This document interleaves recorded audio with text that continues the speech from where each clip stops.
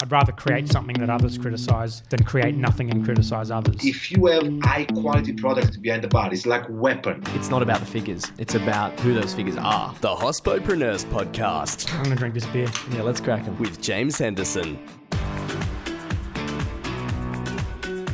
Hello and welcome to episode 38 of the Hospopreneurs Podcast. Adrian Easdown joins us today on an episode shedding an interesting light on the world of holiday park management. He has a podcast of his own called That Bad Review, where we did an interview together immediately after recording this episode. We've got topics as varied as feedback loops and industry trends to augmented reality and human resource management. Cheers and enjoy.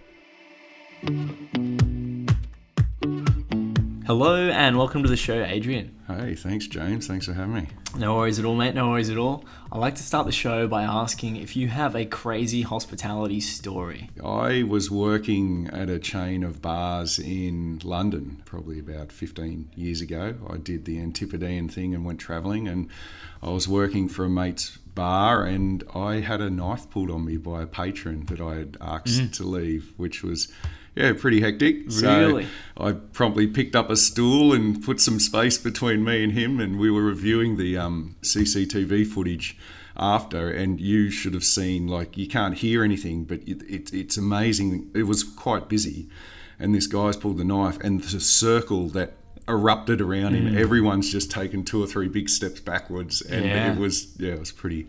It's funny now, but I was pretty shaken at the time. So of course, and so because I think it was more than 3 or 4 people actually phoned the police, the emergency line.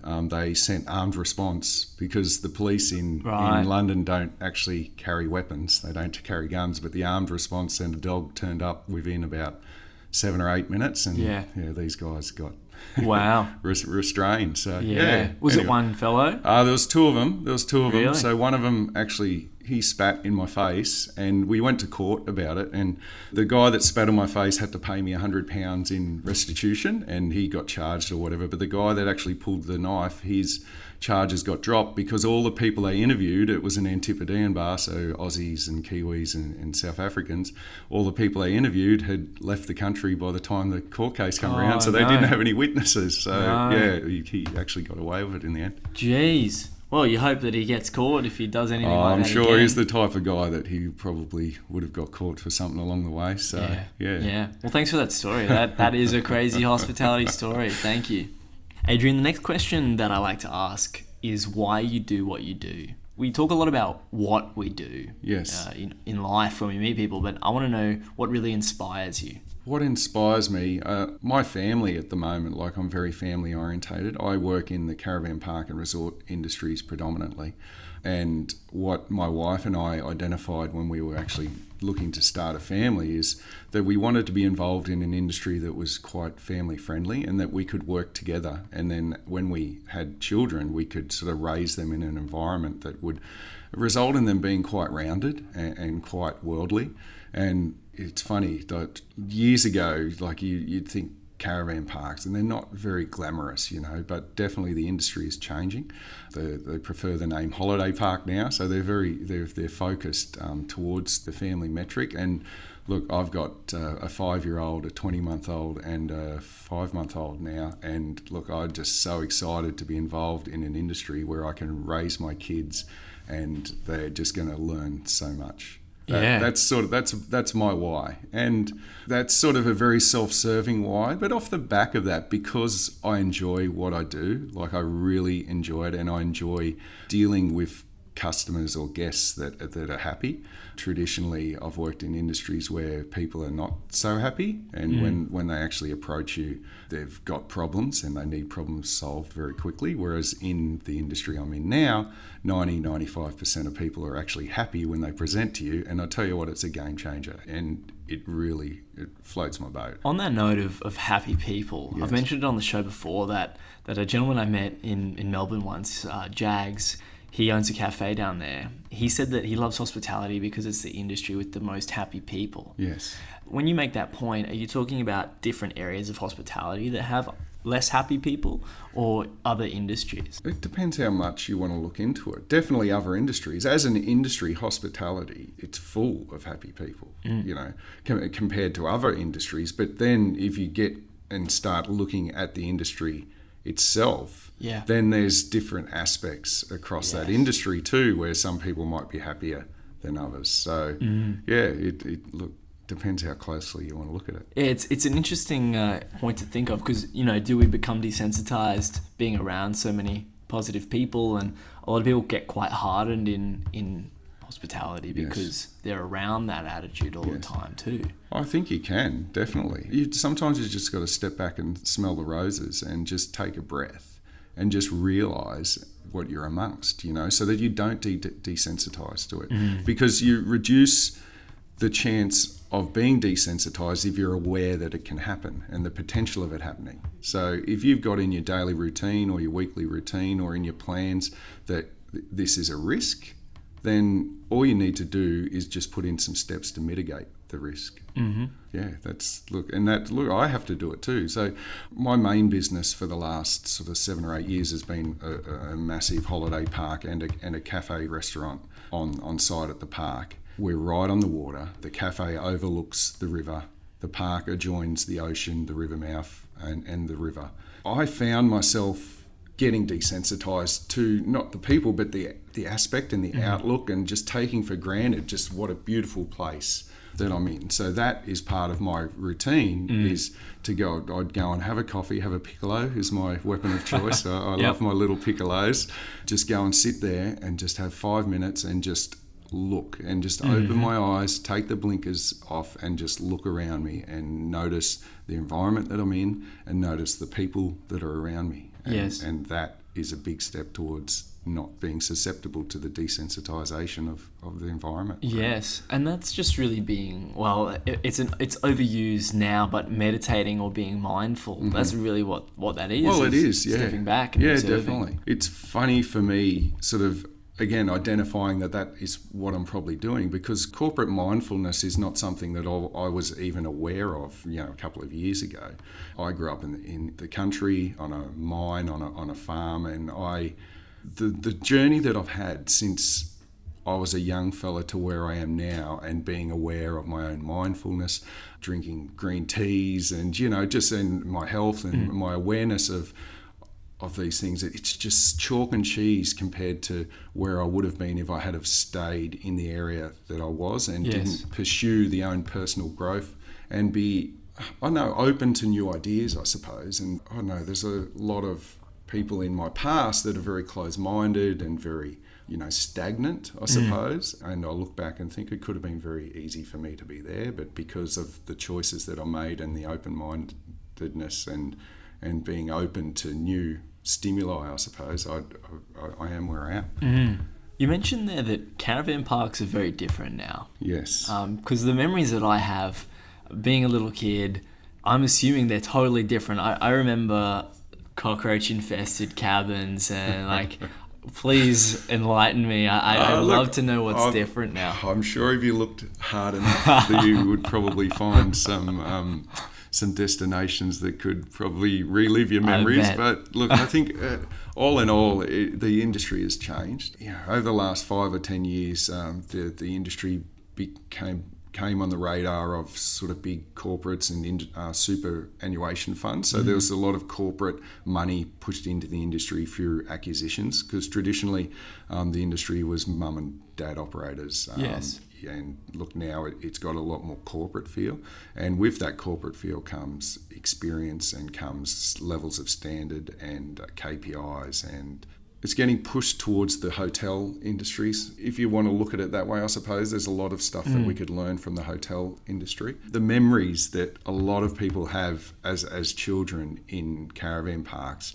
they're not all cockroaches, but there's going and finding crabs under rocks and playing with in the ocean, or the beauty of it is that stays with you. And traditionally, if you take a kid to a caravan park or a holiday park, then they'll come back when they've got their own kids. So there's a bit of a, during the teens, sort of late teens, early 20s, there's a miss in that demographic. But when you're getting into your later 20s, early 30s, and you're starting your own family, then it's like, well, you're acutely aware of what you want your own kids to experience, and these happy memories come back. So we find a lot of new families coming back into the industry, and it's great to see. Tell us a bit about your background before you came to manage caravan parks and how you even came to do that. Oh, look, I've always been a bit of an entrepreneur. I started my first company with a lecturer from uni. I did IT, studied engineering IT at university, never completed it because I was too busy running a business. So I think I was about 20 at the time, started a company. I knew that I needed to be doing something else. What else? I sort of generally have a bit of a 4-year itch. So about 4 years into that, I was looking for something new, basically. Decided to travel, went overseas to London, which was for a 2-year working visa. Had a couple of good friends over there. 2 years turned into almost 5 or 6 years, as it does sometimes. Worked in bars over there, which was really, really interesting. £1 snake bites. Which I don't know if you know what a snake bite is. £1 £1 pints, £1 pints of snake bite, mind you. Crazy, which was I don't know, in hindsight, I used to look at it and they give you staff meals and £1 snake bites, and they didn't pay you much. So you lived in staff accommodation upstairs. But what you would do is you'd spend all your money back over the bar. So the owners had it down pat, because they would give you the staff discounts in order to entice you to stay there. And then there was this culture of sort of partying and meeting other people, which is across the hospitality industry anyway. So whilst I had a great time, I think at times I probably could have used my pay a little bit better and gotten out. But, I think everyone thinks that when they look back. Anyone in nightlife, especially.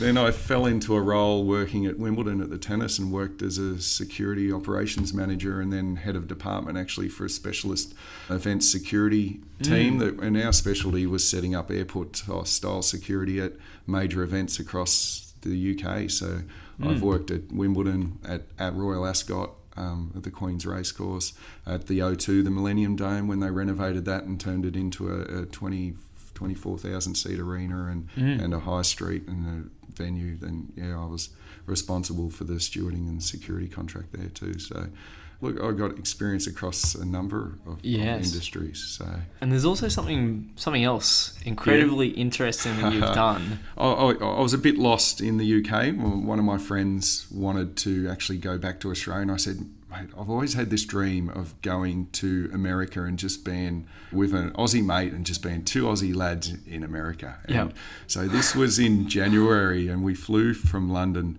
We had no idea. We were quite young at the time, and we flew into Florida and then found out that it was winter over there, and we probably weren't going to be able to, buy the Camaro or the Chevy and drive across the state. So we sort of got stuck in Florida, and I ended up, when my money ran out, I got a job on about $14.5 million motor yacht, US motor yacht that was going from Fort Lauderdale in America across the Atlantic, a 17-day Atlantic crossing, finishing up in Mallorca in Spain. And what was interesting about this motor yacht is that it was actually dry docked on top of what is called a dock express. And I welcome any of the listeners to actually Google dock express and see what these things look like. But it was a boat on top of a boat. It's like a big ship, like a massive big cargo ship, and they sink it. And then they drive the motor yachts on it, and they have these underwater welders. These little Filipino guys are under the water, and they weld a frame under the water. They mount all the boats. I think there's about 8 boats, and then they drain the ballast and they refloat the container ship, and then all the boats are suspended on the deck of this cargo ship. Wow. And so I went 17 days across the Atlantic, past the Bermuda Triangle on a boat. On a boat.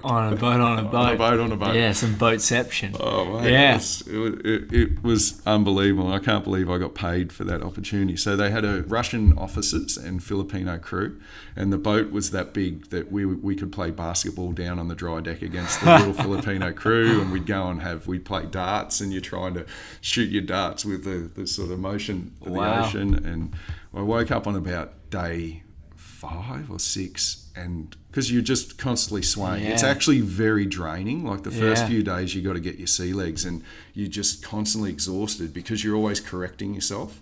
And I'm here swaying in front of the microphone for those of you who can't see me. But once I got sorted with the swaying and you're trying to play darts and you're trying to, eye in the dartboard, then it was a great trip. So about 5 days in, I woke up and I thought, geez, we're grounded ourselves. And what's going on? And it was like a mirror. The whole ocean was that flat. There was absolutely no swell. There was nothing. It was like a mirror for as far as the eye could see. Wow, and we yeah. were just still chugging along, but it was just really surreal not to be having to correct your balance all the time. And I didn't think that could happen out in the middle of the sea, but it was like a mirror. It was unbelievable. So, Wow. yeah, so look, that was probably the best job of my life. I got to Spain. I got paid a wad of cash so I was doing a bit of work on the boat while I was over there. I was using my technical expertise to rebuild a reverse osmosis system on the boat, Right. which filters seawater into fresh water. So Yes. so I got paid, and then partied in Spain for, I don't know, in Mallorca for, I don't know, probably another week until my money ran out and went back to London. So That sounds great. Thank you for that story as well.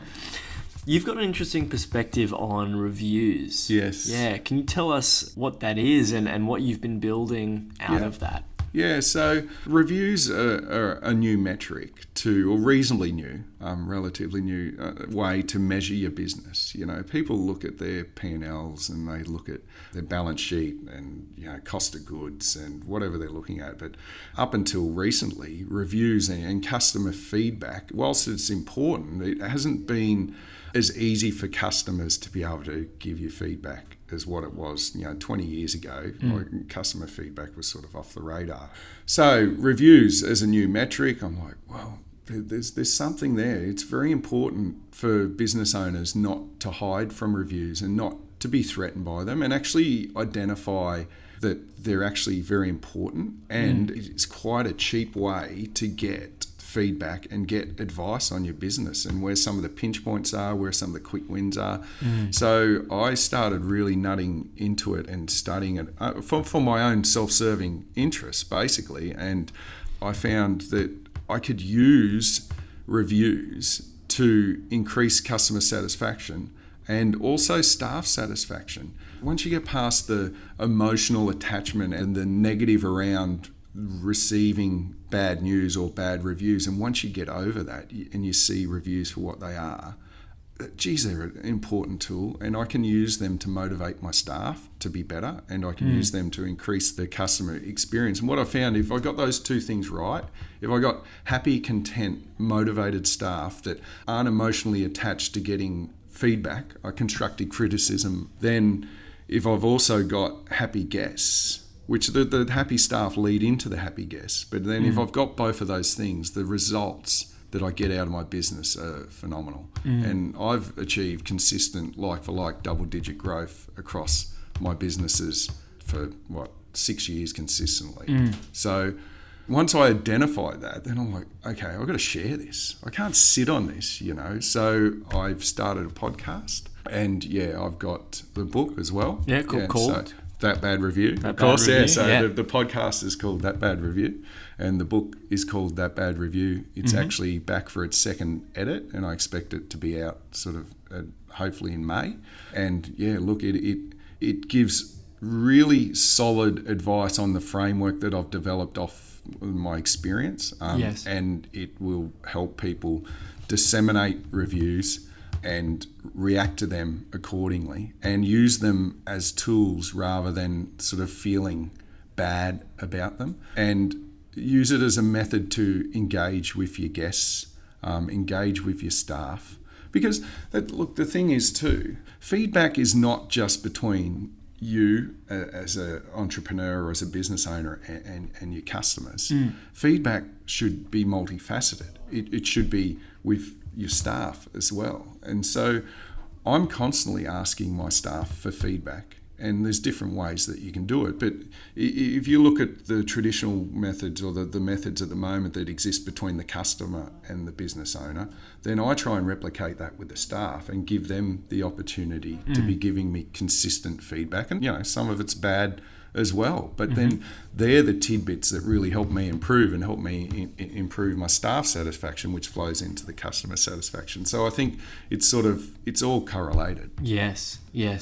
The first time I realised the importance of feedback, because everyone hears about it, they read about it, people talk about it, maybe they'll listen to your show and they might be like, yeah, feedback's important, but it's our job to show them that how important feedback is. Yes. The first time it was made really relevant to me was I worked for a large technology company that I won't name for the purposes of keeping it anonymous, but they have a very, very strong culture of feedback. Yes. And that they ultimately trained into us that it was about providing specific constructive feedback. Yes. That's the best feedback that anyone can give, because it means that you know exactly what you're doing wrong or you can improve on. Yes. And then that's what you hone in on. Any positive feedback means you feel good because you're like, oh great, that was good. Yeah. But it doesn't really confirm anything that you're doing wrong. You can't really grow from that. That's correct. Yeah. So, yeah. No, which is right. I think me personally, the negative and the bad feedback is actually the best kind of feedback.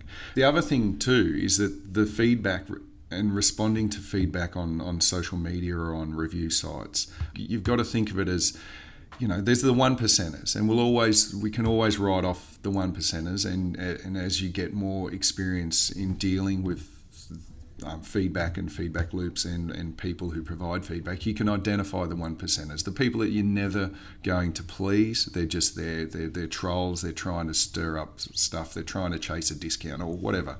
But you're not necessarily responding to that person. What you're doing when you're putting responses and you're putting information around the reviews and the feedback that you've gotten out there in the space is you're actually replying to the hundreds or if not thousands of people that might actually read that troll or that negative review. What your potential guest or customer needs to be confident with is that you as a manager will take on board the negative review and you as a manager will deal with that in a professional manner. Yes. And for me personally, with any business, I don't mind if they've had bad feedback or bad press in the past. What's important to me is how they dealt with that. And if I know that they're going to deal with it in a professional manner, if something goes wrong, God forbid something goes wrong with my experience with your business, but if it does, I want to know that you're going to deal with it professionally and in a manner that's going to help me in my situation. Because if you're not, I'll go somewhere that will. So, What are you learning about or exploring at the moment? I've got a few things on the boil at the moment. I'm always keen to improve my businesses. I think this is maybe across hospitality and accommodation is traditionally you have a barman or you have a receptionist or you have someone who's serving the customer and they're really good at customer service, maybe not so good at sales. So what I'm trying to do is I'm trying to use technology to try and help capture leads and increase conversions from my reception and office staff. I feel that through this use of technology, we can really assist the staff in some of the potential misconversions that are happening there. That's one little project that I'm working on. AR and VR is a sort of, I'm being the tech head that I was when I was a kid. It really fascinates me, and I'm trying to find ways to weave AR experiences into my guest experiences. And I think with the advent of AR VR goggles with your phone and with the like Xboxes and PlayStations having the headsets available as part of that, I think in the next few years we're going to see that go through the roof.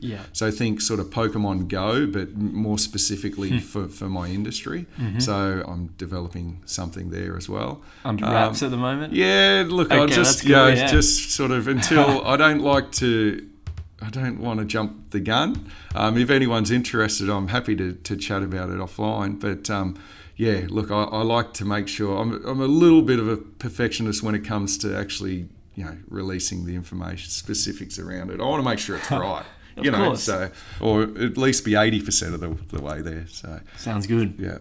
What innovations have you seen taking place now? You mentioned AR, VR, and I guess this touches on the next question that asking about what you see moving forward. But what maybe have you seen take place over that time that you've been in the industry, taking place now and then moving forward? Let's build a bit of a trajectory. Everyone's got a little supercomputer in their pocket these days, and I remember my first phone at university. I got my first mobile phone and it was a Nokia brick.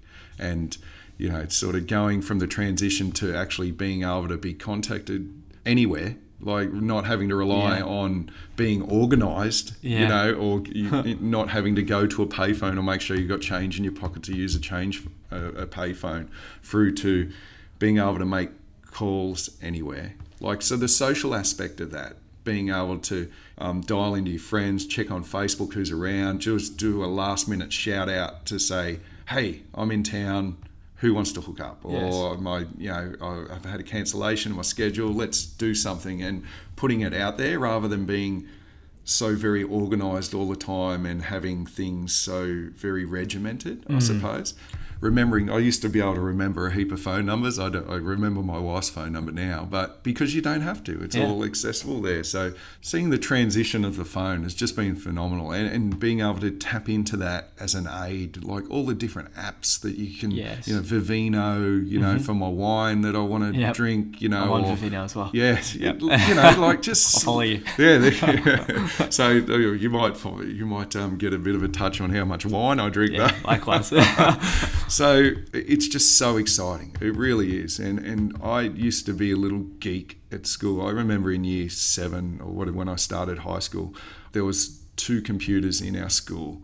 And I used to sneak in the year 10, it finished at year 10, and I used to sneak in and just stand behind the year 10 kids because there's no chance I was going to get to touch that keyboard. They were like old Apple IIes or Cs or whatever they were. But I used to just love watching the older kids play the computers. And then I got a Commodore 64 when they first come out, and I had to hide the fact from a lot of the kids that I used to like playing the computer games, and then seeing it today, whereas everyone's playing Xbox or PlayStation, and it's just been a really interesting transition to me, and I don't think I was ahead of the curve, and I'm glad that it's corrected itself, and it's not all about sort of playing games and the social aspect either. It's about using technology as a tool to help people be better, I suppose. Better people, better at business, whatever it is. It's really exciting. So what tools do you see in the future? There's going to be integration at some stage, I feel, and whether it's in my lifetime or not, I don't know. I'd have my hand up, I think, for the first memory chip, implant, so that, to aid my ailing memory. But, I think integration between, and whether it's actually physical integration through the insertion of chips or whatever, or whether it's actually more of like an AI sort of integration with your phone or whatever, I think that's probably the next step. And I think that's going to be a game changer, is once we can start harnessing the processing power of computers and using it to better humanity, like that's going to, any revolution in the past, it's going to just blow it away. I like what you said there about using computers to benefit humanity. Like, from looking at it from another perspective, because reality never turns out the way we expect, right? Yes. In one sense, we do already better humanity with computers, right? Yes. I mean, they're just a powerful tool. They are. A powerful tool, and powerful tools can be used constructively or destructively, right? And it's interesting, this idea that, maybe it already is an extension. I'm holding my phone thinking about this. Maybe it already is an extension of our minds. Yes. We can draw on some sort of collective knowledge from the internet already. And it's so, so powerful. Well, right? When I was a kid, we had a door-to-door salesman come to our farm and sell us a set of World Book encyclopedias. And they were awesome. The pictures, and you'd flick through, and there was one for each letter, I think, plus an extra one. So, there's 24, 25 big, thick encyclopedias. Yes. no one's got a set of encyclopedias at home these days. Like Yeah. the young kids wouldn't even know what an encyclopedia is, Yeah. because the power of Google and the phone. Yeah. And you take for granted that you can just Google anything and find. And look, fair enough, there's a lot of misinformation out there. There's a lot of fake news. You've got to use some intelligence and some filters in the information that you get and that you digest.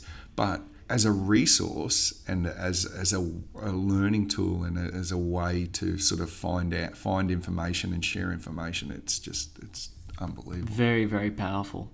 What's your number one industry resource?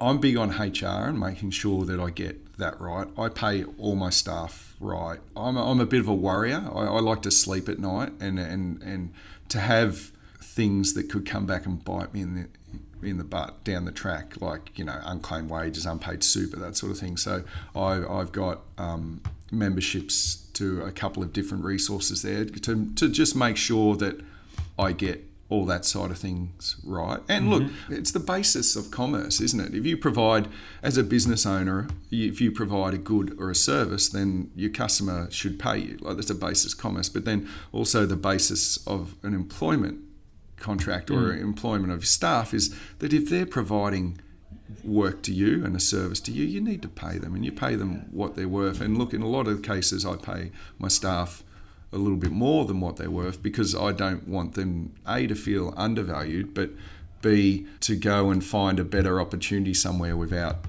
A, me having a little bit of insulation in the amount that I pay them, but B, without them being able to have an open and frank and adult conversation with me about why they may be dissatisfied in the role or why they need a bit more money. Or And that's when you've got those feedback systems too. Yeah, definitely. So then you're preempting it, and you're actually getting that feedback. Because the thing is, people are emotional beasts. You know, like we are very emotional, and sometimes you hear things that you don't want to hear when people are emotional, but sometimes you can hear things that need to be said that wouldn't otherwise be said. So by giving them consistently the ability to be able to provide you feedback, even when they might be a bit emotional, then you can get tidbits of information that you might not have otherwise got. So yeah, I think HR resources are very important, and for me personally, I like to make sure that I've got it all ticked off. Do you have any examples of those HR resources? I'll put them in the show Yeah, notes. so the business chamber, the local business chamber, I'm in New South Wales, so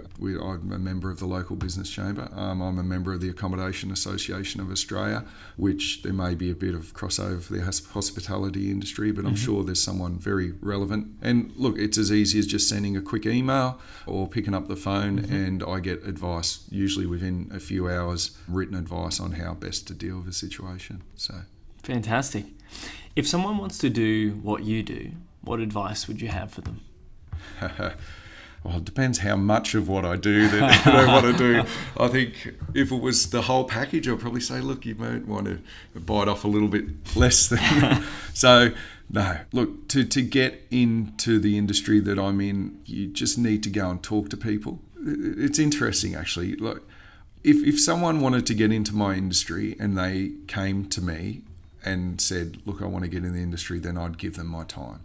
Because what I feel after being in the industry and loving it so much is that if I can get fresh faces and facilitate getting people in at an entry level and training them up and putting them back out into the industry, then the industry is going to be better for it. And I've trained a lot of assistant managers and resident managers who have gone on to manage their own parks or their own businesses or whatever. And now I've been in the industry so long that they're come full circle and they've been out getting experience independent of me, and they're coming back and tapping me on the shoulder saying, hey, if an opportunity comes up, I'd love to work with you again. I think the advice to me would be try not to be intimidated. Look, people are busy, you know, I'm a busy person, so sometimes it might be a little bit hard to get my attention, but it's definitely not personal if I don't respond to you straight away. But just reach out and say, hey, look, I'd like some advice. Try and be a bit specific if you can, because if I can answer specifics, it's a lot easier for me to give you some quick advice. So if you be specific, don't beat around the bush. And look, I recently reached out to some Asperus people that I wanted to sort of talk to, and I'd sort of been reaching out to, and the mistake I made was I was beating around the bush. I was saying sort of just loose things like, I've got some exciting projects. I've got this, I'd love 5 minutes of your time. I realise you're an important person.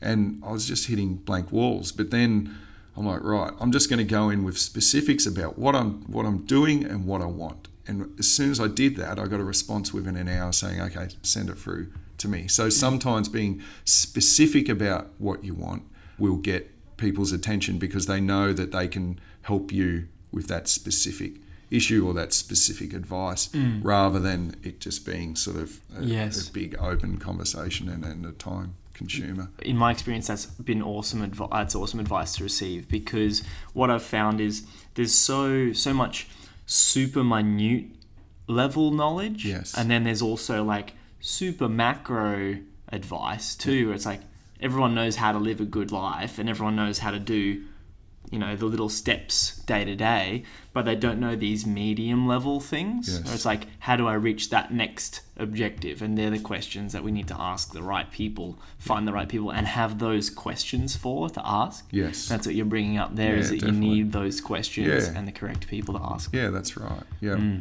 What's your biggest challenge right now? Biggest challenge, having 3 young kids, I think. I bet. Yeah, so... How old are they? So I've got a 5-year-old, a 22-month-old, and a almost 5-month-old. So, 3, 5 and under. Yes. Which is great, but it has its challenges. They just seem to be swapping flus and colds and stuff at the moment. So, but look, on the flip side of that, absolutely unbelievable. I'd like just... the stuff, like my 22-month-old is stringing sentences together now. He started saying, love you, daddy, like in the last month. And it's just, little stuff like that. Like the younger one, the little girl, she just smiles at you all the time. Like you walk in a room, she smiles at you. So that sort of stuff. Nice, yeah. But, from an entrepreneurial sense, things would be a lot easier if I didn't have to plan around them, but you wouldn't change it for the world. So that's one of the challenges, balancing juggling all the balls with the 3 young kids involved. Has working in hospitality helped you raise a family? Yeah, I think so. And it's made my kids more rounded too, because ultimately I have a customer service outlook and I've got a lot of empathy for people's situations and that is definitely coming through in my kids. My 5-year-old, we went for my mother-in-law, so his nan's 60th birthday party recently. And the girls went out and got pedicures and got haircuts done. And my 5-year-old notices stuff like that, and he's like, wow, I love the colour of your nail polish, and I love your hair, Nanny. And that sort of stuff is just, I'm so proud that he is learning to notice things like that and learning how to make people feel good off the back of my involvement with hospitality. And I think that is just great, because a lot of that's lost these days, and we talked about all the advent and the beauty of the advent of the mobile phone and the connectivity and stuff. But I think there's a risk that some of the traditional social interaction that, like the compliments and I don't know, like some of the traditional part of communicating with people may be lost because we're all communicating on a phone or a tablet. And for me to see my son learning some of that on the way through, I'm very proud. Some of the most important parts of that too. Oh, it is, because the risk, I suppose, with the advent of this technology is that everyone's going to be social introverts. And they're only going to be able to relay their emotion through emojis and stuff, and I think that's something like we've got to be acutely aware of. And part of why I love the hospitality industry is that we get to be customer facing, and I don't think we'll ever lose that. I don't think there's always going to be a role for customer interaction. I'm glad to be a part of that and teaching my kids to be a part of that too. Fantastic. I've got one last question for you, Adrian. Yes. What is the next step for Adrian Easdown? The next step for me, so I'd just love to get the book out there, which is going to happen, and just to be able to help others. That bad review, just growing on that, just helping people understand that reviews are an awesome way to help your business. And look, just watching my kids grow up in just such a fantastic environment, getting them out of nappies, that's going to be, that's going to be a game changer for me. The day I don't have to change another nappy, I'll be happy. So, look, who knows? Like I'm just so open to new opportunity that you just don't know, and that's the beautiful thing of the position that I'm in, and the way I've positioned myself is that I can just be open to new opportunities. If something comes my way and it really interests me, then, who knows? Like, it's just such an exciting time to be an entrepreneur and have the freedom to pick and choose some of the pet projects that I love. So watch this space, James. Fantastic. I absolutely will. Thank you very much for being on the show today, Adrian. It's been awesome having you on. Thank you very much, James. I appreciate your time, mate. Stay in touch with the show after hours at Hospopreneurs on Twitter, Instagram and Facebook. Do you know a hospopreneur? Shoot us an email, hospopreneurs@gmail.com. Creativity and innovation in hospitality. The Hospopreneurs Podcast with James Henderson. Do you want a great podcast? Sweet As Sound is here to help. We'll give you the tools to do it yourself. All you have to do is press that record button. Sweet As Sound. Just hit record.